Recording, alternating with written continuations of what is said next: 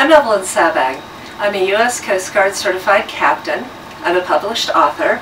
Here's a couple of my books that I published recently. I'm an electrical engineering consultant. I carry my equipment with me wherever I go. I'm also a licensed ham radio operator. Go. Hello, I'm Doug Sabbag. I'm a U.S. Coast Guard certified captain, and I have all the skills necessary to take care of this vessel. Here we have the sailing vessel named the Triumph. She's a 1986 Tachau CT-56, 65 feet in total, 56 feet on deck. She has a main mast, a mizzen mast, and she's cutter rigged, so there's a sail that goes between the jib and the mainsail. She also has on her aft a 11-foot inflatable dinghy with a 25-horse outboard engine. And she's nestled here wonderfully here. And so this is the aft view of the sailing vessel Triumph with a good shot of her dinghy ready to be deployed. This is a bow view of the Triumph. We're walking along here. As we walk along, you can see there is a lot of snow today. I hope we have a nicer day when we're going out. I'm coming towards the cockpit here. You can see the stairs that we have to get up to the cockpit, and that's the cockpit. Once on deck, looking up at the bow, you can see we have an anchor, and in the midst of the snow, and working our way back down the deck, that's our main mast, and there's the cockpit. Of course, everything's covered in snow today. I'll work my way back, show you the cockpit. Let's see, we've got on the deck here, that's a shore power. Back there's the aft deck with the dinghy hanging back there. We have electric winches to raise and lower that. And now coming into the cockpit, you can see that we have what's called the helm over here. And we have some gauges. We have what would display our location and the radar image. And there's our compass, and there's our wheel. Over here you can see this is the entrance. Well, we also have a table, and then we have the entrance into the cabins. So I would open this, and I would open the door, and I would come down these stairs into the main salon. And this is sort of the living room. We have a couch, and we have the navigation area, which has a lot of controls. In fact, here we have a ham radio and a single sideband radio, and we have a lot of controls. And we also have a auto helm right there. That's the compass for it, and that's the control. We can get into that later. We have a a washer for clothes in there, and we have a dryer for clothes over here. And then Evelyn will be kind enough to show us, if you would please. Sure. This is actually my favorite part of the boat. This is the galley, and I can have all the equipment that I need to create not just tasty meals but gourmet meals. And what meal would be complete without a fully stocked liquor cabinet? We have all that right here. We also have a full selection of wines, champagnes for special occasions. And here I have a full stovetop oven.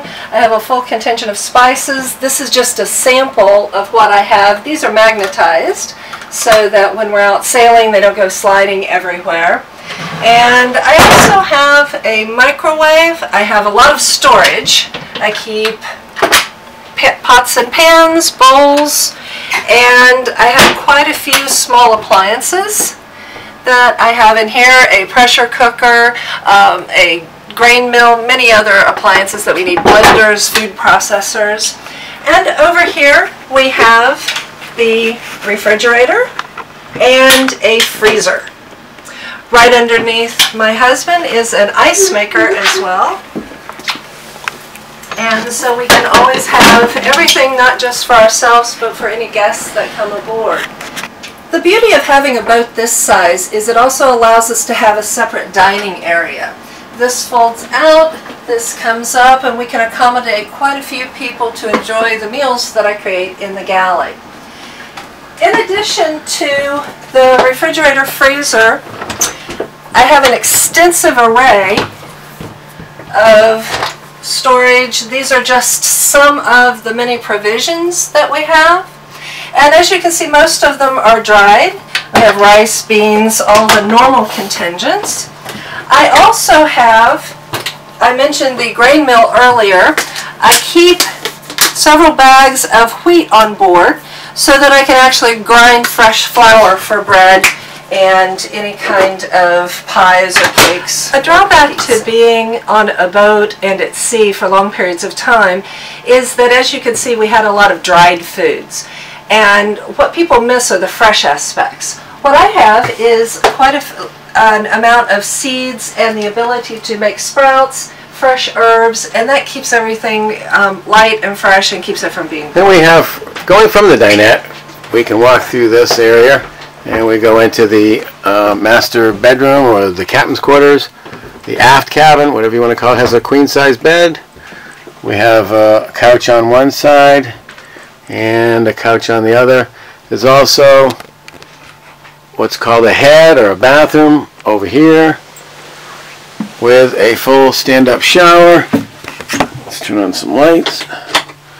And there's a shower in there with a little seat in there. Just to give you a greater view of the galley, this is the sink.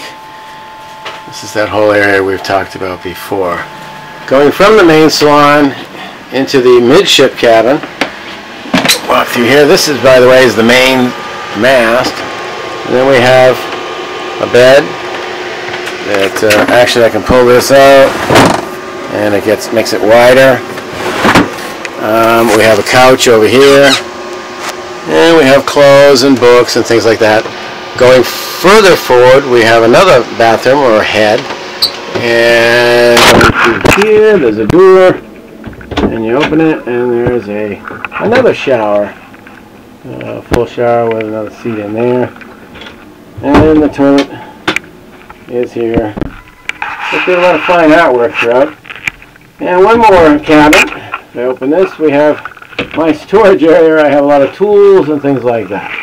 And that has become the basement for all intents and purposes of this boat. We have a sink here. It's all marble. And that's pretty much the boat. The floor of the main salon is where we have our engine and our generator and our water maker. Just pick that up like that. There we go. And you can see I have full access. Everything there. Oh. There's the engine right there. This is the generator down here. And what we have down here are the pumps for the water maker system, which is very important. We can end that.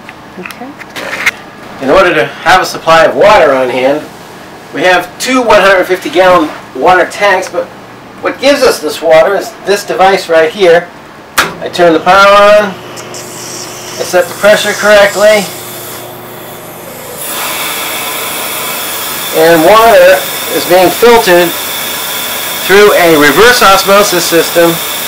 It's just coming up to speed now. Eventually you'll see this thing will level out. And we are producing water.